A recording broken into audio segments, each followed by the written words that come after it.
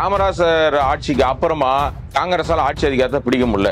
அதுக்கப்புறம் எந்த தேசிய கட்சியும் தமிழ்நாட்டில் ஆள முடியல. உங்களுடைய கூற்றுப்படி அதிமுக இல்ல அப்படின்னு நீங்க நினைக்கிறீங்க. நான் அப்படி நினைக்கவே இல்லை. இரட்டை இலை சின்னம் இருக்கிற வரைக்கும் அதிமுக இருக்குன்னு அர்த்தம். இந்த இரட்டை இலை சின்னத்துக்கு தான் மரியாதை.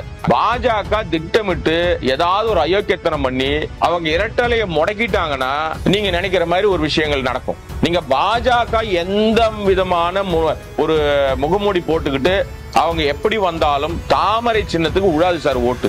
ஜெய் ஸ்ரீராம் சொல்ல வைக்கிறீங்கல்ல, இப்ப சொல்றதுனால என்ன நடந்துருச்சு? இங்க நாடு அப்படியே பாலாறும் தேனாரும் ஓடுதா? இப்ப நீங்க ராமர் கோயில் திறந்துட்டீங்க சார், நாடு முழுக்க விலைவாசி குறைஞ்சிச்சா? மாட்டுக்கறி வச்சிருக்கான்னு அடிச்சு கொள்றீங்க, ஆனா அதே மாட்டுக்கறியை நீங்க இறைச்சியை ஏற்றுமதி பண்றீங்க. என்னடா உங்க லாஜிக்கு? மானகட்டத்தனமா இல்லையா? அவர் ஒரு ஏழை தாயின் மகன், விவசாயியின் மகன், ஆட்டுக்குடிய தோல்ல தூக்கி போட்டு சீன் எல்லாம் போட்டாரு. இன்னைக்கு அவருக்கு சொத்து மதிப்பு வெளிப்படையா பகிரங்கமா வெளியிட துப்பு இருக்கா? அவருக்கு தைரியம் இருக்கா? தான் செய்த விஷயங்களை சொல்லி ஒரு ஓட்டு கேட்க போயிருக்கலாம். ஆனா அதை விட்டுட்டு போய் பயந்து நடுங்கினார்னா காரணம்னா தன் மீது ஏகப்பட்ட ஊழல் கத்திகள் தொங்கிட்டு இருக்குது. அதை ஏத்துக்க மாட்டாங்க எந்த காலத்திலையும். அதுவும் தமிழ்நாட்டுல பாஜகவுக்கு எந்த நாளிலும் அதிகாரம் கிடைக்க வாய்ப்பு இல்லை. தமிழ்நாட்டுல ஒரு தேர்தல் வந்தாலும் அது எப்பவுமே திமுக வர்சஸ் அதிமுக தான் இருக்கும். இப்ப ஆனா இந்த நிலைமை மாறி திமுக வர்சஸ் பிஜேபின்ற நிலைமைக்கு அதெல்லாம் ஒண்ணு கிடையாது. அதெல்லாம் நீங்க உங்களுடைய கற்பனை. அதெல்லாம் சரி சார். இப்ப எப்பவுமே அதிமுக கிட்ட தான் கூட்டணிகள் அதிகமா வரும். இப்ப அந்த அதிமுக இல்லாத ஒரு கூட்டணி ரெடி ஆகிட்டு இருக்கே சார். நீங்க தமிழ்நாடு பொறுத்த வரைக்கும் திரும்ப சொல்றேன், தமிழ்நாடு பொறுத்த வரைக்கும் இந்த கடந்த 60 ஆண்டு கால அரசியல வரலாறு பார்த்த எல்லாருக்கும் தெரியும். சுதந்திரத்துக்கு பிறகு காங்கிரஸ் ஆட்சி போன பிறகு காமராசர் ஆட்சிக்கு அப்புறமா காங்கிரஸால ஆட்சி அதிகாரத்தை பிடிக்க முடியல. அதுக்கப்புறம் எந்த தேசிய கட்சியும் தமிழ்நாட்டில் ஆள முடியல. திராவிட இயக்கத்தினுடைய கட்டுப்பாட்டில் தான் இருக்கு. ஒன்னு திமுக அதிமுக தான் இருக்கும். இப்ப அதிமுக நீங்க உங்களுடைய கூற்றுப்படி அதிமுக இல்ல அப்படின்னு நீங்க நினைக்கிறீங்க. நான் அப்படி நினைக்கவே இல்லை. இரட்டை இலை சின்னம் இருக்கிற வரைக்கும் அதிமுக இருக்குன்னு அர்த்தம். இந்த இரட்டை இலை சின்னத்துக்கு தான் மரியாதை. அங்க எடப்பாடி இருக்கலாம், ஓபிஎஸ் இருக்கலாம், சசிகலா இருக்கலாம், டிடிவியா இருக்கலாம், யாரோ இருந்துட்டு போறான், எக்ஸ் ஆர் ஒய்.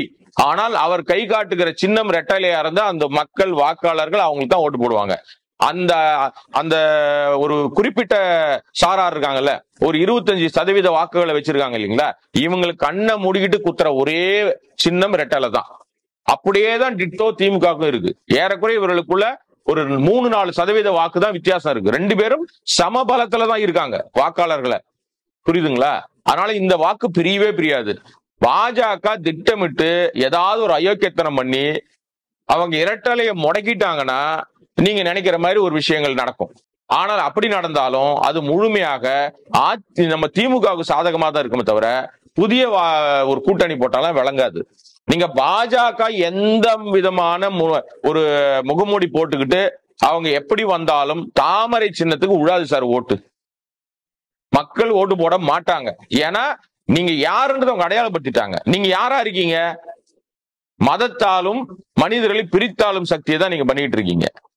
மதவெறி மட்டும்தான் உங்ககிட்ட இருக்கு. நான் மதம் உங்களுக்கு வேணாம்னு நான் சொல்லவே இல்லை. நான் அப்படி யாரையுமே பிரித்து பார்க்க மாட்டேன்.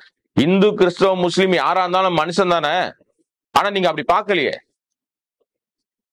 ஜெய் ஸ்ரீராம் சொல்ல வைக்கிறீங்கல்ல, இப்ப சொல்றதுனால என்ன நடந்துருச்சு? இங்க நாடு அப்படியே பாலாறும் தேனாரும் ஓடுதா? இப்ப நீங்க ராமர் கோயில் திறந்துட்டீங்க சார், நாடு முழுக்க விலைவாசி குறைஞ்சிச்சா? என்ன சொன்னீங்க? நாங்கள் ஆட்சிக்கு வந்தால் ராமர் கோயில் திறப்போம்.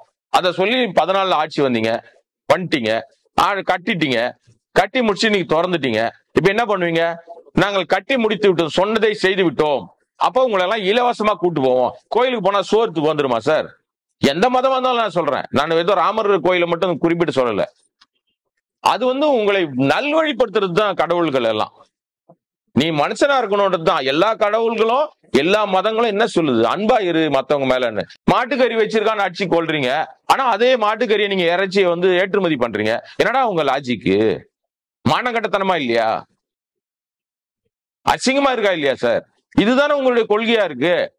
அப்ப நீங்க எந்த ரூபத்துல நீங்க சொல்ற மாதிரி இங்க அண்ணாமலை பயங்கரமா வளர்ந்துகிட்டு இருக்காருன்னா அவர் வளர்ந்துகிட்டு இருக்காரு 100% நான் ஒத்துக்கிறேன் அதை. ஆனா பாஜக வளருதான்னு கேட்டீங்களா? இல்ல. அண்ணாமலை என்கிற தனிநபர் வளர்றாரு. அவர் நேத்து வரைக்கும் எப்படி வந்தாரு? அவர் ஒரு ஏழை தாயின் மகன், பாவம், விவசாயியின் மகன், ஆட்டுக்குடிய தோல்ல தூக்கி போட்டு சீன் எல்லாம் போட்டாரு. இன்னைக்கு அவருக்கு சொத்து மதிப்பு வெளிப்படையா பகிரங்கமா வெளியிட துப்பு இருக்கா? அவருக்கு தைரியம் இருக்கா? எனக்கு எவ்வளவு சொத்து இருக்குன்ட்டு, எனக்கு யாரு எவ்வளவு செலவு பண்றா? வெள்ளை அறிக்கை வெளியிடுவாரா? அவருக்கு செலவு கொடுக்குறாங்க பாருங்க. வருஷம் முழுக்க அவர் விமானங்களை பயணம் பண்றதுக்கும், கார்ல போறது, டீசலுக்கும், கார் கொடுக்கறதும் அவருடைய சாப்பிடுறாரு அந்த சாப்பாட்டுக்கும் அவர் வீடு வாடகை கொடுக்குறாங்க அந்த வாடகைக்கும் நண்பர்கள் கொடுக்குறாங்கன்னு ஒரு சீன் போட்டாரு பாருங்க. இந்த நண்பர்கள் யாரு? சும்மா தர்மத்துக்கு அள்ளி போட்டுருவாங்களா? ஆதாயம் இல்லாம போடுவாங்களா? சார் சொல்றவன் சொல்லிட்டு இருந்தாலும் கேட்கறவன் எல்லாம் கேனையனா இருக்கிறதுக்கு வாய்ப்பு இல்லை சார். இப்ப எடப்பாடி வந்து பிஜேபி கூட கூட்டணி இல்லைன்னு சொல்லிட்டாரு.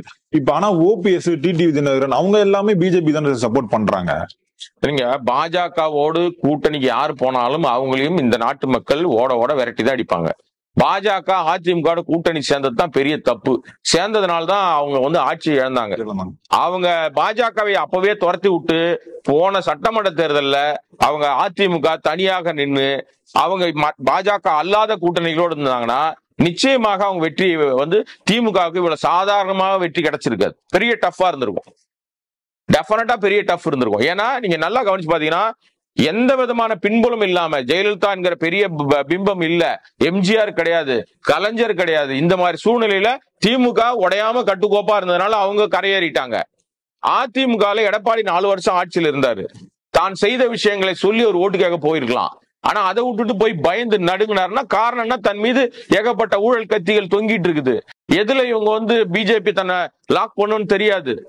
அதனால போய் அதுக்கு சரண்டர் ஆனாரு. அதனுடைய விளைவு கிட்டத்தட்ட ஒரு 50-60 தொகுதியில அவங்களுடைய அந்த வெற்றி வாய்ப்பை தானா இழந்தாங்க.